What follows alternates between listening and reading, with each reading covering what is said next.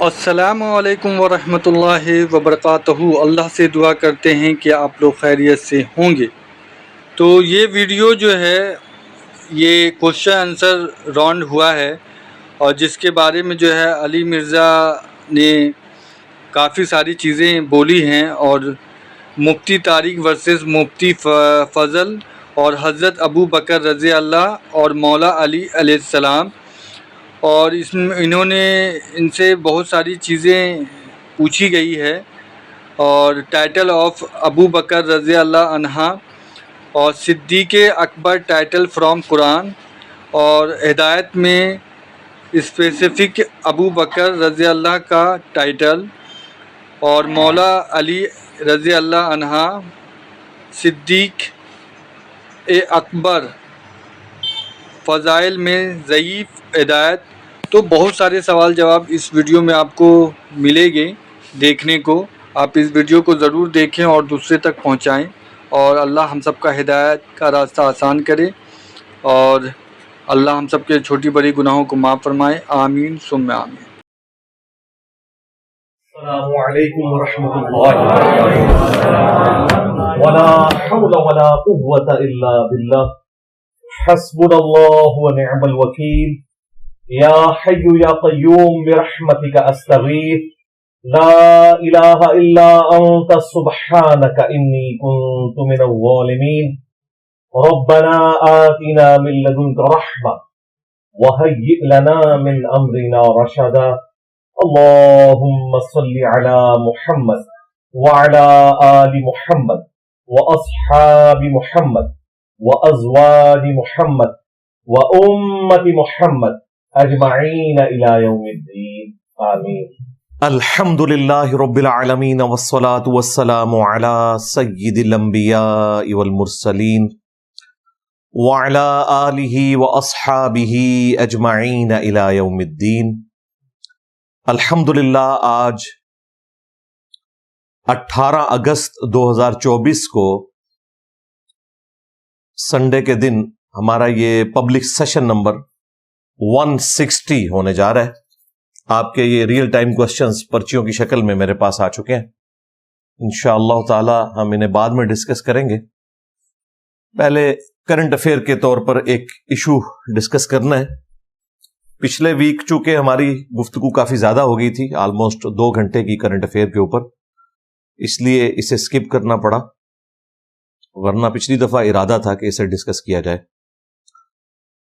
اور وہ آج کل جو ایک کنٹروورسی چل رہی ہے، ایک دیوبندی مفتی طارق مسعود صاحب حفظہ اللہ تعالی، ان کے اور ایک شیعہ نما بریلوی مفتی فضل ہمدرد صاحب، ان کے درمیان حفظہ اللہ تعالی۔ پہلے مفتی فضل ہمدرد صاحب نے ایک ویڈیو اپلوڈ کی تھی جس میں انہوں نے یہ کلیم کیا کہ سیدنا ابو بکر الصدیق رضی اللہ تعالیٰ عنہ علیہ السلام کے لیے جو یہ لقب استعمال کیا جاتا ہے صدیق یا صدیق اکبر، اسپیسیفکلی انہوں نے اکبر کے پوائنٹ آف ویو سے ڈسکشن کی، تو یہ کسی بھی حدیث سے ثابت نہیں ہے۔ لیکن ساتھ ہی ساتھ انہوں نے کہا کہ یہ کہنے میں حرج کوئی نہیں ہے، ظاہر ہے وہ بریلوی مکتب سے ان کا بلٹ اپ ہوا ہے، تو وہ خلفائے ثلاثہ کو رضی اللہ تعالیٰ عنہ بھی کہتے ہیں اور احترام سے ڈیل کرتے ہیں۔ اس کے جواب میں مفتی طارق مسعود صاحب سے جب ایک بندے نے کوشچن پوچھا کہ اس طرح فلاں مفتی صاحب نے یہ بات کی ہے، تو آپ اس کی دلیل دیں کہ حضرت ابو بکر کو صدیق کہا جائے رضی اللہ تعالیٰ عنہ علیہ السلام،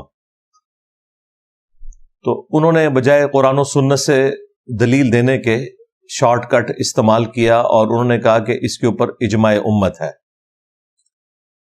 اور ان کی گفتگو کا سٹائل بتا رہا تھا کہ ان کے علم میں اس حوالے سے قرآن و سنت کے کوئی دلائل نہیں ہے۔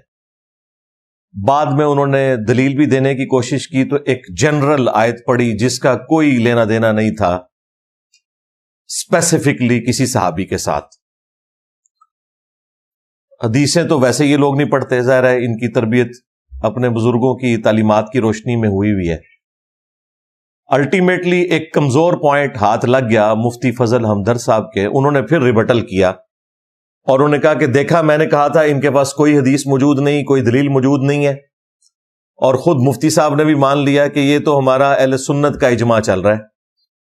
تو میری بات کو تقویت مل گئی کہ حضرت ابوبکر کے لیے صدیق اکبر یا صدیق کا لقب جو ہے یہ ثابت کوئی نہیں، اگرچہ انہوں نے کہا کہ آپ لگا سکتے ہیں کسی بھی صحابی کے ساتھ پروٹوکول کے طور پر، سارے صحابہ ہی سچے ہیں، لیکن یہ جو انہوں نے لقب ان کے ساتھ منسوب کر دیا ہے، بیسیکلی یہ حضرت علی رضی اللہ تعالیٰ عنہ علیہ السلام کا لقب تھا، صدیق اکبر جو چوری کر کے حضرت ابوبکر کے کھاتے میں ڈال دیا، یہ کلیم تھا مفتی فضل ہمدرد صاحب کا، اور اس پہ انہوں نے حدیث بھی پیش کی تھی، میں انشاءاللہ بعد میں ڈسکس کرتا ہوں۔ بہرحال یہ پورا مقدمہ ہے، اور اس حوالے سے ویڈیوز یوٹیوب کے اوپر وائرل ہیں پچھلے آلموسٹ 2-3 ہفتے سے، تو میں نے کوشش کی کہ اس دفعہ میں اسے کرنٹ ٹاپک بناتے ہوئے صحیح بات بتاؤں، کہاں پہ مفتی فضل ہمدرد صاحب کا موقف درست ہے، کہاں پہ مفتی طارق مسعود صاحب کا موقف درست ہے، اور کہاں پر دونوں غلط ہیں۔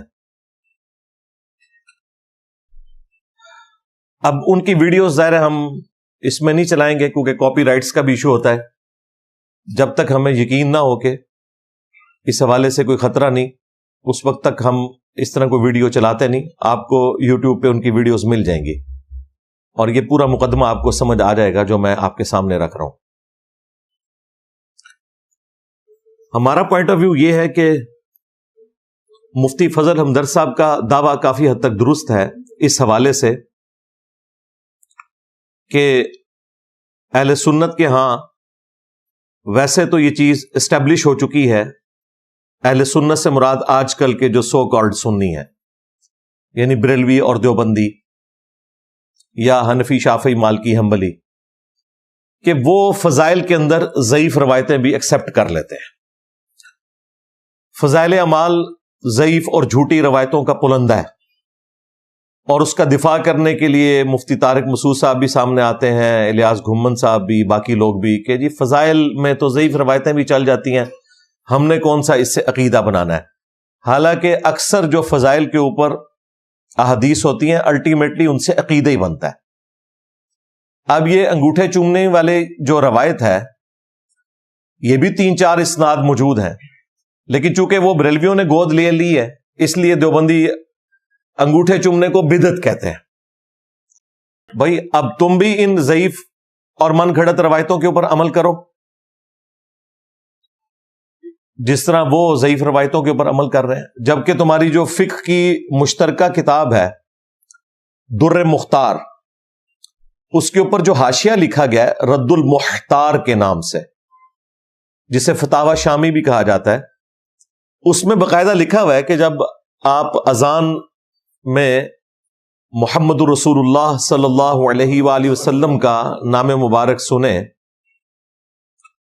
تو آپ نے انگوٹھے چوم کر آنکھوں کو لگانا ہے اور پڑھنا ہے قرۃ عینی بک یا رسول اللہ، یا رسول اللہ آپ ہمارے آنکھوں کی ٹھنڈک ہیں، اور صلی اللہ علیہ کا یا رسول اللہ۔ یہ ان کی فقہ کی کتاب میں لکھا ہوا ہے، جو مشترکہ ہے اہل سنت میں دونوں فرقے جو اس وقت بھاری اس وقت پبلک میں اویلیبل ہیں، حنفیہ بریلویہ اور حنفیہ دیوبندیہ، جو انڈیا کے 2 شہروں کے نام کے اوپر فرقے بنے 2 مدارس کی بنیاد کے اوپر۔ لیکن چونکہ بریلویوں نے اس مسئلے کو گود لے لیا، دیوبندی اس سے چڑھتے ہیں۔ ایک فقہ کے ماننے کے باوجود ایک پارٹی اسے سنت سمجھ رہی ہے حضرت ابوبکر کی رضی اللہ تعالیٰ عنہ، اور دوسری اسے بدعت سمجھ رہی ہے، اور جو سنت سمجھ رہے ہیں وہ پھر صرف اس فضیلت تک نہیں رہتے، انہوں نے عقیدہ بھی بنایا ہوا ہے کہ جی حضرت ابوبکر صدیق رضی اللہ تعالیٰ عنہ نے نبی الاسلام کے حوالے سے بیان کیا ہے کہ جو انگوٹھے چومے گا اس کی میں شفاعت کروں گا۔ یعنی اس طرح کی جو جعلی روایتیں محدثین کے ہاں ریجیکٹڈ تھیں وہ انہوں نے لی ہوئی ہیں، اور وہ کہتے ہیں جی فضائل ہیں، ایک سے زیادہ جب روایتیں ہوں گی تو ایکسیپٹ ہو جاتی ہیں فضائل، لیکن فضائل تک نہیں رہتے، اس سے عقیدہ بھی بنا لیتے ہیں۔ یہ تو عقیدہ ہے نا شفاعت کا، بجائے یہ کہ نبی علیہ السلام کے نام مبارک کے اوپر دروشی پڑھنے کی تلقین کی جائے، اس طرف لگا دیتے ہیں۔ اب یہ جو مقدمہ ہے یہ تو دیوبندی فرقے کے خلاف جاتا ہے، مفتی طارق مسعود صاحب کے اس کلیم کے خلاف، اور مفتی فضل ہمدرد صاحب کے مقدمے کو مضبوط کرتا ہے کہ اگر آپ نے فضائل کو لے کے چلنا ہے تو پھر ضعیف روایتیں بھی قبول کریں، اور سیدنا علی کی شان میں یہ ضعیف روایت تو موجود ہے۔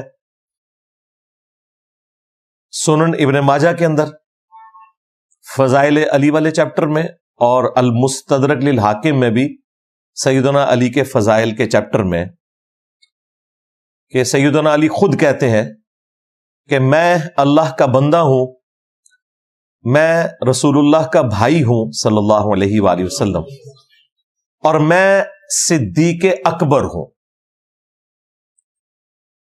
جب یہ آپ روایت مارکیٹ میں لے کے آئیں گے تو وہ کہیں گے اس میں ضعف پایا جاتا ہے، یہ من گھڑت، یہ جھوٹی روایت نہیں ہے، صرف ضعیف روایت ہے۔ اور فضائل اعمال پلندہ ہے اس سے زیادہ ضعیف روایتوں کا جو وہ گلی گلی لیے پھر رہے ہیں پوری دنیا کے اندر۔ تو اس اعتبار سے مفتی فضل ہمدرد صاحب کا موقف ٹھیک ہے کہ آپ لوگ پھر صدیق اکبر حضرت علی کو کیوں نہیں کہتے؟ ان کے بارے میں تو حدیث موجود ہے، اور صدیق اکبر کے الفاظ کے ساتھ حضرت ابوبکر کے حق میں تو کوئی حدیث موجود نہیں، صدیق والی روایتیں موجود ہیں، کیونکہ دوسری طرف تو انہوں نے صدیق والی روایت بھی نہیں نا مفتی طارق مسعود صاحب بیان کر سکے، وہ میں بیان کروں گا، اور انہوں نے کہا یہ تو اجماع سے چل رہا ہے، انہیں نہیں پتا تھا کہ صدیق والی روایتیں موجود ہیں صحیح سند سے، وہ ہم انشاءاللہ تعالی پیش کریں گے۔ ہمیں تو دونوں طرف جو غلطیاں ہائی لائٹ کرنی پڑتی ہیں، ناصبیت کے خلاف بھی کھڑا ہونا پڑتا ہے اور رافضیت کے خلاف بھی کھڑا ہونا پڑتا ہے، یہ ہماری مجبوری ہے، کیونکہ ہم اہل سنت کے منہج کو لے کر چل رہے ہیں، اہل سنت کے فرقے کو نہیں لے کے چل رہے۔ مفتی طارق مسعود صاحب نے ایک کمزور پوائنٹ ان کے ہاتھ میں دے دیا، تو اوورآل اس میں جو چیلنج کیا تھا نا مفتی فضل صاحب نے، اس اعتبار سے تو ان کا موقف سٹرونگ ہے، اور اس کا جواب اسی صورت میں ممکن ہے کہ جب اپنے وہ اصول کو بدلیں، جس طرح کہ ہمارا موقف ہے کہ خواہ فضائل ہوں، خواہ ترغیب اور ترہیب ہو، یا مسائل اخذ کرنا ہو، یا عقائد بنانے ہو، کسی بھی صورت میں امام مسلم نے مقدمے میں کیٹاگوریکلی یہ مینشن کر دیا ہے کہ ضعیف روایتیں ایکسیپٹ نہیں کی جائیں گی، کیونکہ ان سے یہ ساری کی ساری چیزیں جڑی ہوئی ہوتی ہیں، چونکہ صحیح احادیث موجود ہیں، ان کے ہوتے ہوئے ضعیف روایتوں سے عقیدہ نہیں بنانا چاہیے۔ ایون فضائل میں بھی لینے کے قائل نہیں ہے امام مسلم، انہوں نے مقدمے میں لکھا ہے۔ باقی محدثین کی ڈیفرنٹ رائے بھی ہے، لیکن امام مسلم کا موقف مضبوط ہے، کیونکہ یہ پھر فضائل تک نہیں رہتے، اس سے عقیدے بناتے ہیں۔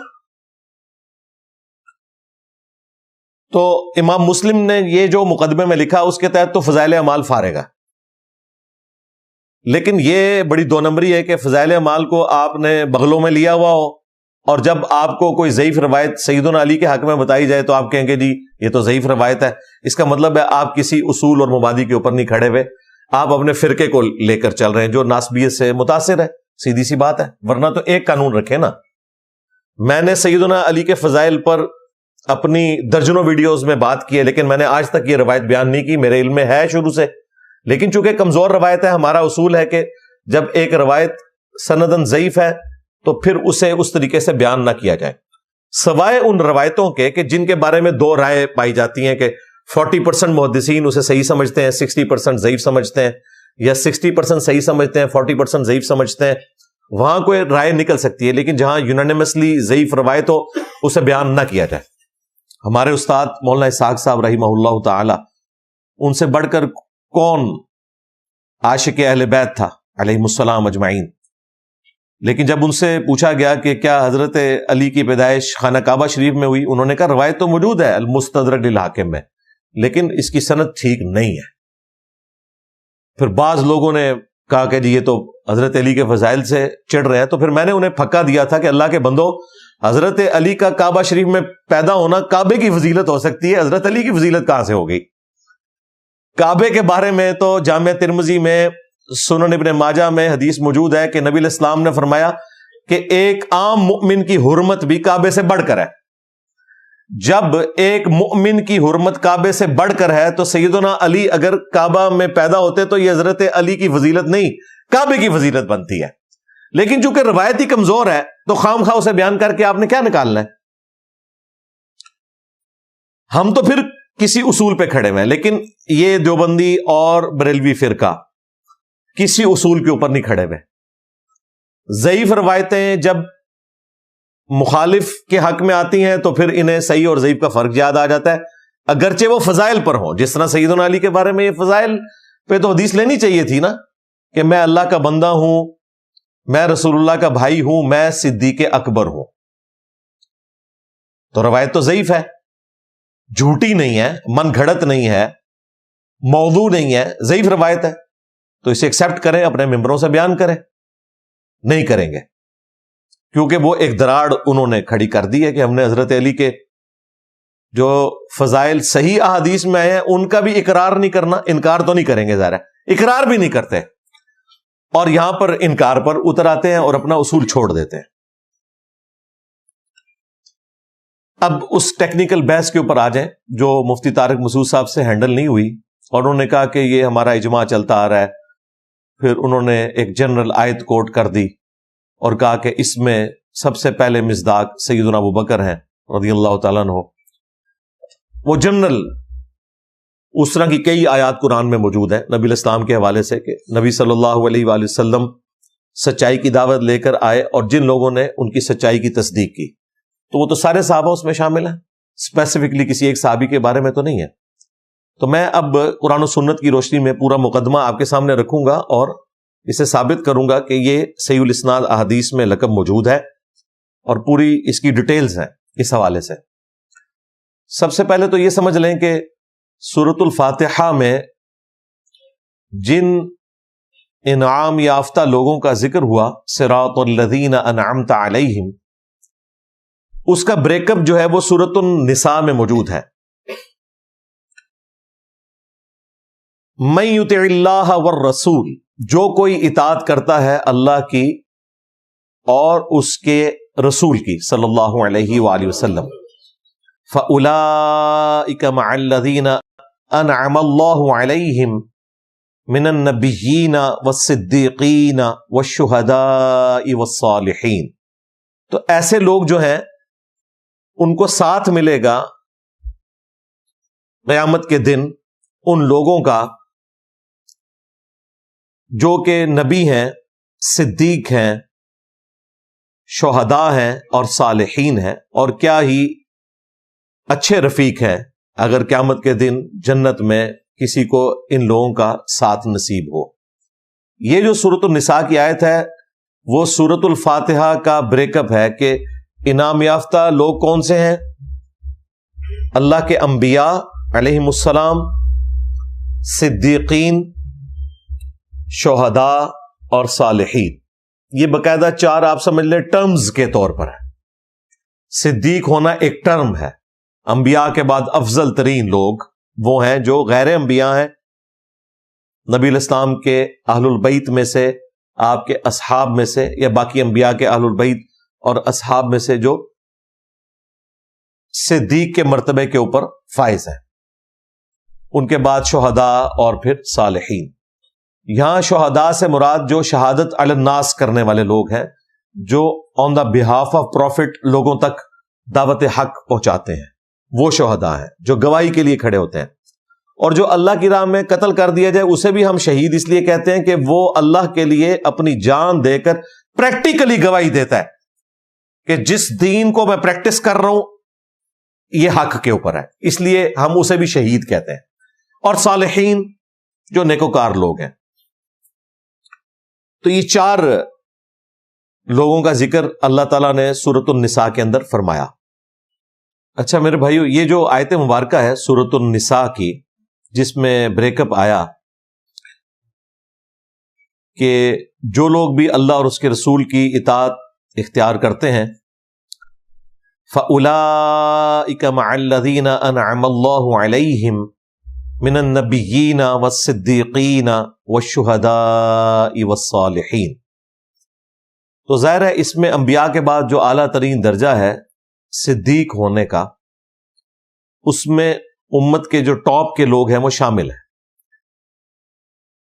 خلفائے راشدین جو ہیں، جہاں تک منصب کی بات ہے، یعنی نبی کے بعد افضل ترین ہستیاں، اس پوائنٹ آف ویو سے چاروں خلفائے راشدین صدیق ہیں، کیونکہ انبیاء کے بعد افضل ترین ہستیاں ہیں. میں اس منصب کے پوائنٹ آف ویو سے بات کر رہا ہوں، مشہوری کے پوائنٹ آف ویو سے نہیں، منصب کے پوائنٹ آف ویو سے. چاروں خلفائے راشدین شہداء بھی ہیں کہ انہوں نے شہادت علی الناس کی ہے، اور 3 تو پریکٹیکلی شہید بھی ہوئے ہیں. سیدنا ابوبکر تو نیچرل ڈیتھ ہے، باقی 3 کی شہادت ہے، اور صالحین میں بھی اعلیٰ ترین درجہ ہے. لیکن جب آپ اس کیٹیگری کو ڈسکس کریں گے تو یقیناً جو نبی الاسلام کے اہل البیت ہیں علیہم السلام، اور آپ کے جو ٹاپ آف لسٹ اصحاب ہیں، وہ سب کے سب صدیق ہیں، اس میں کوئی شک نہیں ہے. رہا یہ کہنا کہ جی اجماع امت سے چیزیں ثابت ہو رہی ہیں، اجماع تک تو ہم بعد میں پہنچیں گے. سب سے پہلے قرآن ہے، پھر سنت، اسی کا ریٹن ریکارڈ احادیث، پھر اجماع امت، اور پھر اجتہاد ہوگا. سنن نسائی میں یہ حدیث موجود ہے، المصنف ابن ابی شیبہ میں بھی، کہ سیدنا عمر نے اپنے دور خلافت میں کوفہ کے جو قاضی شریح تھے انہیں ایک خط لکھا، اور اس میں انہوں نے انہیں نصیحت کی کہ جب بھی تمہیں کوئی مسئلہ درپیش ہو تو سب سے پہلے اسے کتاب اللہ میں تلاش کرنا، کتاب اللہ میں نہ پاؤ تو پھر اسے سنت میں تلاش کرنا، سنت میں بھی نہ پاؤ تو پھر امت کے اجماع میں دیکھنا، اور اگر اجماع امت میں بھی اس مسئلے کو نہ پاؤ، یعنی امت جو اجتماعی طور پر ایک عقیدہ لے کر چل رہی ہے، تو پھر تم اس ایشو میں اجتہاد کر لینا. لیکن یہ تمہاری مرضی ہے، چاہو تو اجتہاد کرو، چاہو نہ کرو. اور پھر سیدنا عمر نے کہا کہ بہتر یہ ہے کہ اس مسئلے سے پیچھے ہی رہو، کوئی اس اعتبار سے اٹکل پچو چلانے کی کوشش نہیں کرنی چاہیے، الا یہ کہ کبھی ضرورت پڑ جائے. اجتہاد ہر شخص کا ڈفرنٹ ہوگا، وہ اپنے حالات و واقعات کو بہتر سمجھتا ہے کہ اس وقت اس نے کیا ڈیسیژن کرنا ہے.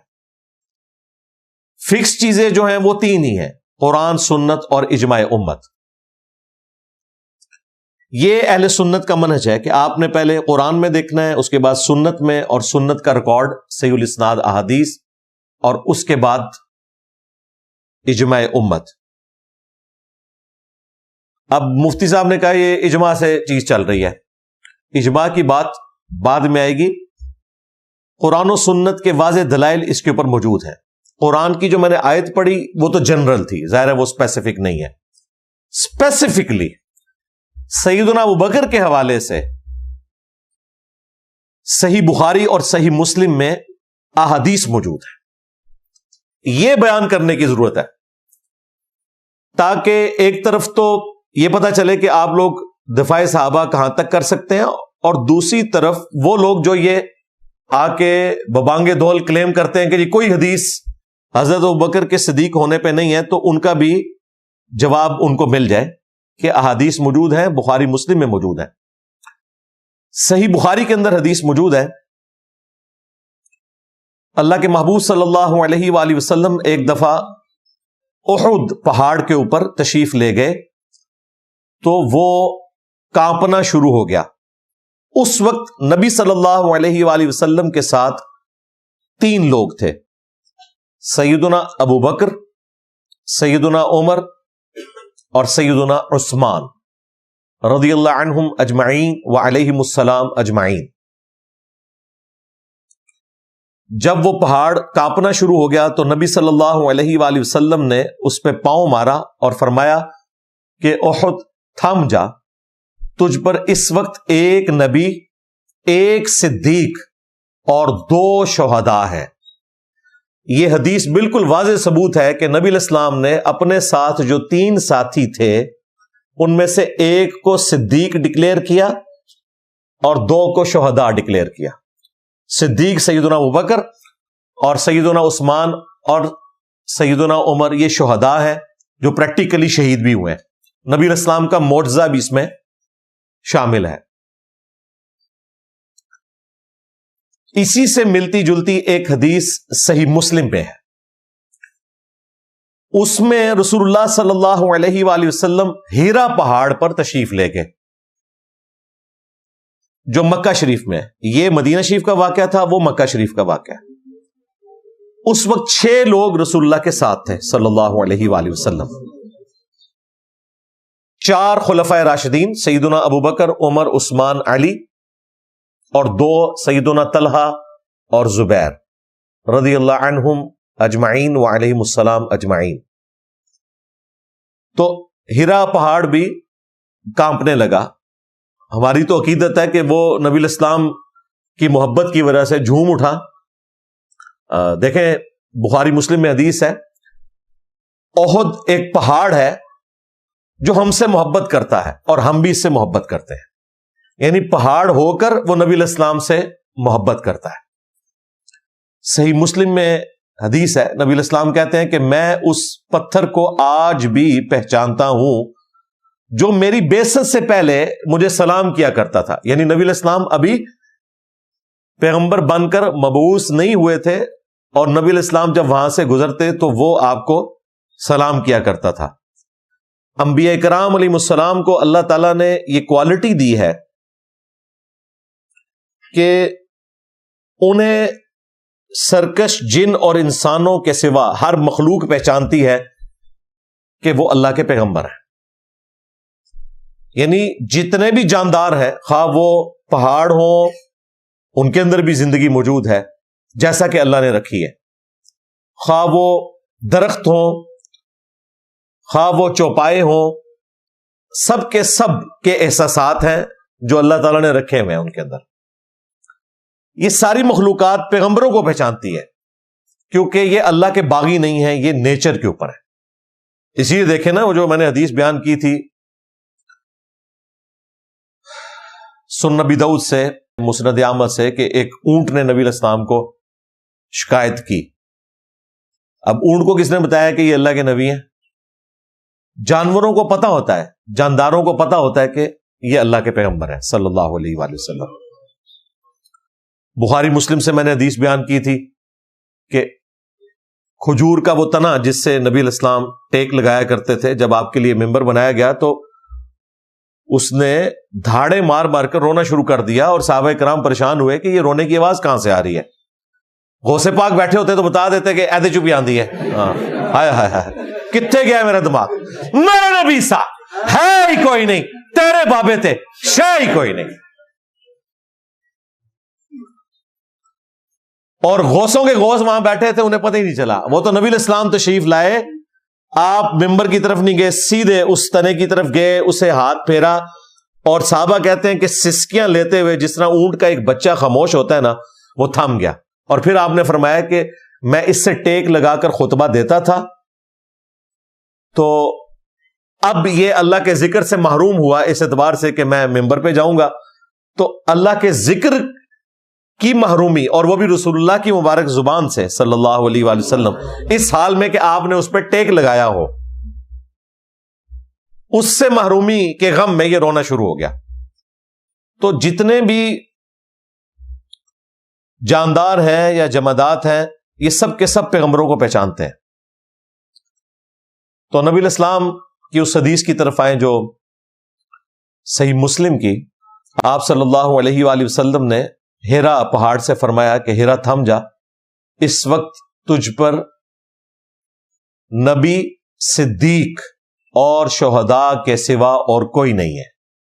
وہاں پہ بھی آپ نے سنگولر کے سیغے میں صدیق ذکر کیا، یعنی سیدنا ابوبکر کو، اور شہداء یعنی حضرت ابوبکر کے علاوہ جو 5 لوگ تھے وہ 5 شہداء تھے، اور پریکٹیکلی وہ شہید بھی ہوئے ہیں، سیدنا عثمان، علی، طلحہ، زبیر اور ان سے بھی پہلے سیدنا عمر رضی اللہ عنہم اجمعین وعلیہم السلام اجمعین۔ تو یہ مسلم شریف کی حدیث بھی اس بات کا ثبوت ہے کہ خود نبی الاسلام کی مبارک زبان سے سیدنا ابوبکر کے لیے صدیق کا لقب رپورٹ ہوا ہے احادیث کے اندر۔ اس کے لیے بزرگان دین کے اجماع کی، بزرگوں کی خدمات کی ضرورت نہیں ہے، نبی الاسلام نے خود فرمایا ہوا ہے۔ اچھا، اس طرح کی مشکل قسم کی باتیں کر کے نا بیسیکلی اپنا روب اپنے بابوں کا ڈال رہے ہوتے ہیں۔ بھئی آپ سے کوئی مسئلہ پوچھ رہا ہے، آپ سیدھا حدیث بتائیں، آیت بتائیں، بات ختم، ٹھیک ہے۔ لیکن کوئی ایسی عجیب بات کریں گے بندہ کہ یار واہ کیا بات ہے، کیا گل کیتی ہے، اور وہ بھی ان کے، ہمارے لوگ تو صرف ہنستے ہیں جس طرح آپ ہنس رہے ہیں۔ ہاں، یہ ان کی اب عزت رہ گئی ہے۔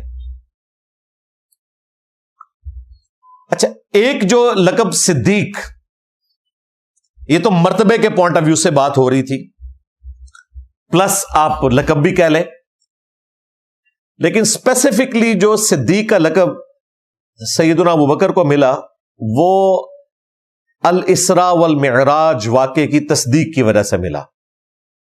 وہ بھی بالکل صحیح سند سے ثابت ہے، المستدرک للحاکم کے اندر، اور دلائل النبوہ امام بیہقی کی کتاب میں، اور بھی کئی کتابوں میں یہ حدیث موجود ہے۔ اس کی راویہ ہماری ماں سیدہ عائشہ صدیقہ رضی اللہ تعالی عنہا ہیں۔ وہ کہتی ہیں کہ جب نبی صلی اللہ علیہ وآلہ وسلم اسراء اور معراج سے تشریف لائے، اسراء زمینی سفر ہے، معراج آسمانوں کا سفر، مشہور واقعہ معراج ہے، بیسیکلی الاسراء والمعراج ہے، یہ رات کا سفر بیت اللہ سے بیت المقدس تک، اور پھر وہاں سے آسمانوں کا سفر، اسے معراج کہتے ہیں۔ تو ام عائشہ سلام اللہ علیہا کہتی ہیں کہ جب نبی الاسلام واپس تشریف لے کر آئے، صبح کے وقت آپ نے اناؤنسمنٹ کی کہ میں راتوں رات گیا۔ 1 مہینے کی کم از کم مسافت تھی اس زمانے میں، اونٹ پہ بھی سفر کیا جائے۔ اب نبی الاسلام کا یہ کلیم کرنا تو مشرکین عرب نے مذاق اڑایا، اور کئی جو بیچارے نیو مسلم تھے وہ مرتد بھی ہو گئے۔ انہوں نے کہا یہ کس قسم کی باتیں کر رہے ہیں، یہ کیسے پاسبل ہے؟ اور جنہیں اللہ تعالیٰ نے توفیق دی انہوں نے نبی الاسلام کی تصدیق کی کہ آپ علیہ السلام سچ فرما رہے ہیں۔ اسی طریقے سے جب یہ بات سیدنا ابوبکر تک پہنچی اور لوگوں نے بتایا کہ اس طرح نبی الاسلام نے یہ دعویٰ کیا ہے، تو حضرت ابوبکر نے ایک لمحے کا بھی توقف نہیں کیا۔ انہوں نے کہا بالکل، اگر رسول اللہ نے فرمایا تو سچ فرمایا، میں تو اس سے بڑی بڑی چیزوں کی تصدیق کر رہا ہوں کہ آسمان سے ان کے پاس فرشتہ آتا ہے اور وہ اللہ کا پیغام لے کر آتا ہے۔ اس کے مقابلے پہ تو یہ چھوٹی چیز ہے کہ نبی الاسلام راتوں رات اللہ تعالیٰ کی طرف سے معجزہ ہوا اور آپ علیہ السلام نے الاسراء والمعراج کا ایکسپیرینس کیا، یہ تو اس کے مقابلے پہ چھوٹی چیز ہے۔ اس حدیث کے اینڈ پہ اما عائشہ کے الفاظ ہیں کہ نبی علیہ السلام کے اس واقع معراج کی تصدیق کرنے کے سبب سیدنا ابوبکر کا لقب صدیق مشہور ہو گیا۔ نبی علیہ السلام نے خود بھی دیا تھا، اس لیے میں نے وہ پہلے ذکر کیا۔ پھر اسپیسیفکلی اس واقعے کی وجہ سے آپ صلی اللہ علیہ وآلہ وسلم کی تصدیق کرنے کی وجہ سے صدیق لقب مشہور ہو گیا۔ اس لیے کسی بزرگ کے قول کی، کسی اجماع امت کی ضرورت نہیں ہے، اس سے پہلے الحمدللہ صحیح الاسناد احادیث میں، سنت میں سیدنا ابوبکر کے لیے صدیق کا لقب ثابت ہے۔ اب یہ جو پورشن ہے مفتی فضل ہمدرد صاحب کی گفتگو کا کہ آپ حضرت علی کو صدیق اکبر کیوں نہیں کہتے، جبکہ سنن ابن ماجہ میں اور المستدرک للحاکم میں روایت تو موجود ہے کہ میں اللہ کا بندہ ہوں، میں رسول اللہ کا بھائی ہوں، میں صدیق اکبر ہوں۔ روایت اگرچہ ضعیف ہے، وہ خود بھی مفتی صاحب مان رہے ہیں کہ ضعیف ہے، لیکن ان کا موقف یہ ہے کہ آپ لوگ تو ضعیف روایتیں بیان کرتے ہیں فضائل میں، تو اپنے ممبروں سے حضرت علی کے لیے صدیق اکبر والی روایت کیوں نہیں بیان کرتے؟ اس کا جواب نہ کسی مفتی کے پاس ہے، نہ کسی مفتی کے ابے کے پاس ہے، نہ اس کے ابے کے پاس ہے، سوائے اس کے کہ یہ اپنے ابوں سے دستبردار ہو جائیں اور قرآن و سنت کے منہج کے اوپر آ جائیں اور ایک موقف رکھیں کہ ضعیف روایت خواہ فضائل اعمال میں آئے گی یا ہمارے کسی بابے کی کتاب میں آئے گی یا کسی حدیث کی کتاب میں، ہم اسے فضائل میں بھی ایکسیپٹ نہیں کریں گے، وہی جو امام مسلم نے مقدمے میں موقف لکھا ہوا ہے۔ لیکن انہوں نے ایک ٹکٹ میں دو دو مزے کرنے ہوتے ہیں، ہم نے ان کی ایک ٹکٹ کا ایک مزہ بھی خراب کر دیا ہے، دوسرا تو چھوڑ دیں، جو ایک پہلے لے رہے تھے نا وہ بھی خراب کر دیا، دوسرا تو ہم نے انہیں لینے ہی نہیں دینا۔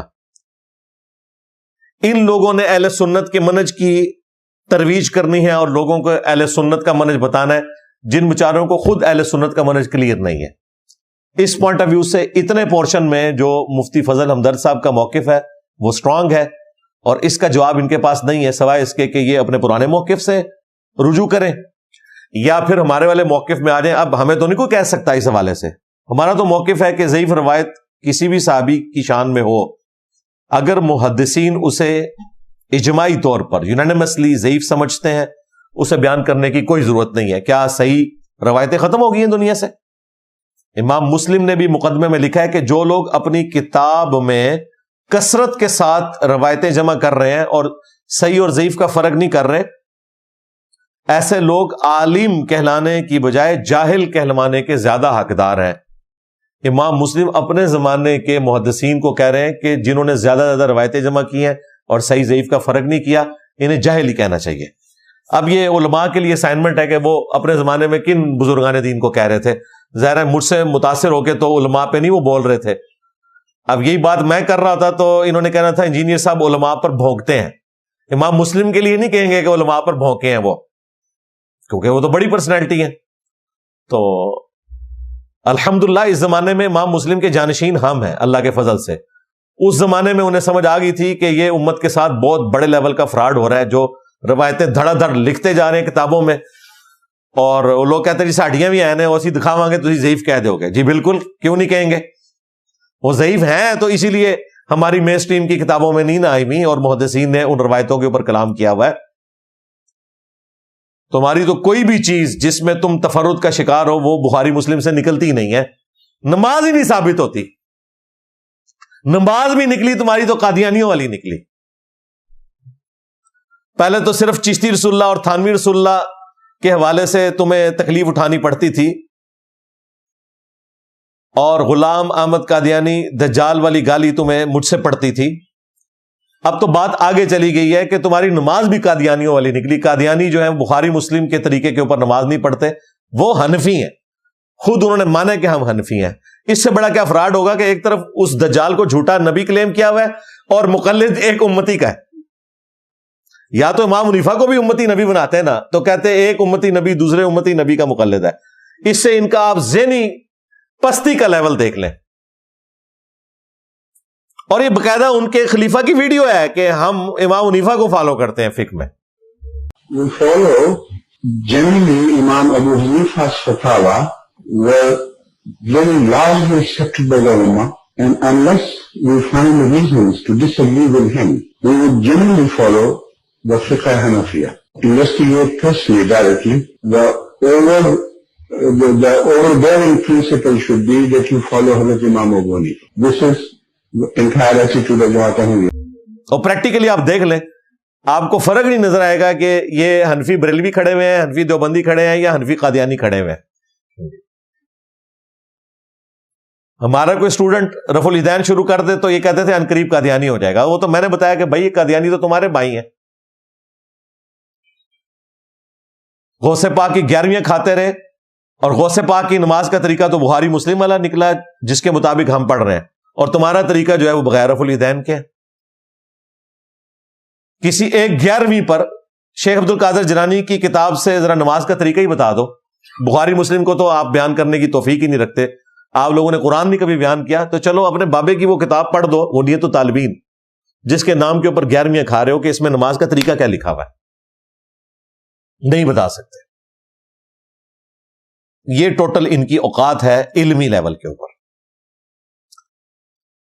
مفتی فضل ہمدرد صاحب نے جو یہ کلیم کیا، اور انہوں نے ان کو اس اعتبار سے چیلنج دیا کہ آپ صدیق اکبر والی روایت سنن ابن ماجہ کی اور المستدرک للحاکم کی بیان کریں وہ بالکل درست ہے، کیونکہ یہ لوگ ضعیف روایتوں کو اپنی محبوب ہستیوں کے حق میں بیان کرتے ہیں، بلکہ جھوٹی روایتوں کو بھی بیان کر دیتے ہیں۔ تو سیدنا علی کے لیے یہ بکس کیوں ہے؟ اور اس میں بسا اوقات اہل حدیث بھی کسی احتیاط سے کام نہیں لیتے۔ مشکات شریف میں ایک روایت ہے سیدنا ابو بکر کی شان میں رضی اللہ تعالیٰ عنہ، جو تاریخ بغداد سے لی گئی ہے، جھوٹی روایت ہے، ضعیف نہیں، جھوٹی، من گھڑت۔ شیخ زبیلی زئی صاحب نے بھی لکھا یہ من گھڑت ہے، شیخ البانی نے بھی، محدثین اسے من گھڑت روایت سمجھتے ہیں، لیکن یہ ہر سنی کے ممبر سے بیان ہوتی ہے، خواہ وہ بریلوی ہو، دیوبندی ہو یا اہل حدیث ہو۔ چلیں بریلوی دیوبندیوں کو تو ہم کوئی بینیفٹ آف ڈاؤٹ دے سکتے تھے، اہل حدیث بھی بیان کرتے ہیں، حالانکہ بریلوی اور دیوبندیوں کو بھی بینیفٹ آف ڈاؤٹ نہیں ملنا چاہیے، یہ ضعیف روایت نہیں ہے، جھوٹی روایت ہے۔ کہ سیدہ عائشہ سلام اللہ علیہا ایک دن رسول اللہ سے پوچھتی ہیں صلی اللہ علیہ وآلہ وسلم، یا رسول اللہ یہ جو آسمان پہ ستارے ہیں، کیا کوئی ایسا شخص بھی ہے جس کی نیکیاں ان ستاروں کے برابر ہو؟ تو نبی صلی اللہ علیہ وآلہ وسلم نے فرمایا ہاں، عمر بن خطاب۔ تو انہوں نے کہا یا رسول اللہ پھر میرے جو والد ہیں ابو بکر الصدیق رضی اللہ تعالیٰ عنہ، ان کی نیکیاں؟ تو نبی اسلام نے کہا کہ عمر کی ساری نیکیاں مل کے بھی ابو بکر کی ایک نیکی کے برابر نہیں ہے۔ اب یہ جھوٹی روایت ہے، جھوٹی، اور یہ عقلاً بھی محال ہے۔ یار آپ مان سکتے ہیں چلے حضرت ابو بکر اور عمر کا کوئی 19-20 کا فرق ہو سکتا ہے، کوئی 10-12 کا، یہ فرق ہے کہ بھی حضرت عمر کی پوری زندگی کی نیکیاں حضرت ابو بکر کی ایک نیکی کے برابر ہے۔ یار عقلاً بھی یہ ہم بچپن سے سنتے تھے، میری عقل نہیں تھی کبھی مانتی کہ اتنا بڑا کوئی جھوٹ ہو سکتا ہے۔ ٹھیک ہے، آپ نے کوئی فرق کرنا ہے تو آپ کوئی 15-20 کا فرق کر لیں، 10-20 کا فرق کر لیں، آپ یہ فرق کہ ایک بندے کی پوری زندگی کی نیکیاں دوسرے کی ایک نیکی کے برابر، اتنا بڑا ڈفرنس تو نہیں ہوتا، جبکہ دونوں سابقون الاولون میں سے۔ ہاں اگر سابقون الاولون میں سے نہ ہو پھر وہ حدیث ٹھیک ہے بخاری مسلم کی، جو خالد ابن ولید کو نبی علیہ السلام نے ڈانٹا تھا، صحیح مسلم میں پورا اس کا کانٹیکسٹ موجود ہے۔ جب انہوں نے عبد الرحمن بن عوف کو جذبات میں آ کے گالی دے دی تو آپ نے فرمایا خالد میرے صحابہ کو گالی مت دو، اب تم احد پہاڑ کے برابر بھی سونا خیرات کر دو تو میرے عبد الرحمن بن عوف نے جو ایک مد گندم دی تھی نا، اس کے نصف کو بھی نہیں پہنچ سکتی، یعنی ایک مد آپ سمجھ لیں تقریباً 600 گرام، اس کے بھی ہاف کو نہیں پہنچ سکتی گندم، اتنی سی گندم وہ خیرات کرے اور تم احد پہاڑ کے وزن کے برابر سونا، اور احد پہاڑ جو ہے وہ آلموسٹ کوئی 7.5 کلومیٹر پہ پھیلا ہوا ہے، جی ہاں 7.5 کلومیٹر پہ، چٹیل پتھروں کا پہاڑ، اس کے برابر سونا ہو، اگر وہ خالد ابن ولید خیرات کریں اور عبد الرحمن بن عوف ایک مٹھی گندم، تو ان کا مرتبہ زیادہ ہے۔ یہاں آپ کہہ سکتے ہیں کہ کوئی زمین و آسمان کا فرق ہے، لیکن یہ حضرت ابوبکر عمر کے درمیان اس طرح کا فرق کرنا یہ جعلی روایت تھی، یہ بیان کرتے رہے، دھڑلے سے بیان کی۔ مشکات کے اندر ہی ایک اور روایت ہے، وہ بھی بڑی مشہور روایت ہے کہ سیدنا عمر ایک دن حضرت ابوبکر کو یاد کرتے ہوئے رو پڑے، اور پھر انہوں نے کہا کہ کاش عمر کی زندگی کی ساری نیکیاں حضرت ابوبکر کی اس ایک رات کی نیکی کے برابر ہو جائیں جو انہوں نے غار ثور میں رسول اللہ کے ساتھ گزاری صلی اللہ علیہ وآلہ وسلم۔ یہ روایت دلائل النبوہ سے لی ہے مشکات والوں نے، یہ روایت بھی ضعیف نہیں ہے، سخت ضعیف ہے، آلموسٹ سمجھ لیں جھوٹی روایت ہے کہ سیدنا عمر یہ رشک کرتے تھے کہ حضرت ابوبکر صدیق رضی اللہ تعالیٰ عنہ کی ایک رات کی نیکی مجھے مل جائے اور پوری زندگی کی نیکیاں اس کے بدلے میں مجھے دینی پڑ جائے۔ جو صحیح روایت تھی صحیح مسلم میں، وہ انہوں نے بیان نہیں کی، کیونکہ وہاں حضرت علی کی ذات آ رہی تھی، اور میرا یہ دعویٰ ہے کہ مجھ سے پہلے کسی نے کبھی بھی حضرت علی کی فضیلت میں یہ روایت نہ کسی کتاب میں لکھی ہے ٹاپک بنا کے، نہ کبھی بیان کی ہے۔ اگر ہے تو مجھے دکھائے، میں انشاءاللہ اعلانیہ رجوع کروں گا میرے بیان کرنے سے پہلے۔ اور یہ روایت مسلم شریف میں موجود تھی۔ چلے کوئی دور کی کتاب میں ہوتی تو انسان کہتا کہ یار یہ روایت اوور لک ہوگی۔ اوور لک اس لیے ہوئی کہ یہ روایت مشکات میں نہیں تھی، اگر مشکات میں ہوتی تو کہیں نہ کہیں پڑھتے ہوئے انہوں نے بیان کر دینی تھی، لیکن مسلم شریف اس طریقے سے یہ لوگ ایمفسائز نہیں کر رہے ہوتے۔ دعویٰ تو کرتے ہیں ہم بخاری مسلم کو لے کے چل رہے ہیں، لیکن پھر بھی مسلم شریف کوئی چھوٹی کتاب تو نہیں تھی۔ قرآن کے بعد 2 ہی کتابیں ہیں، بخاری اور مسلم، جو صحیحین ہیں، ان میں سے ایک کتاب۔ حدیث بخاری میں بھی موجود ہے، لیکن مسلم میں اس کے ساتھ مزید ایکسٹینشن موجود ہے۔ بخاری اور مسلم دونوں میں حدیث ہے، نبی صلی اللہ علیہ وآلہ وسلم نے غزوہ خیبر کے موقع پر فرمایا، کل میں اس شخص کے ہاتھ میں جھنڈا دوں گا جو اللہ اور اس کے رسول سے محبت کرتا ہے، اور اس سے بھی بڑھ کر اللہ اور اس کا رسول اس سے محبت کرتے ہیں۔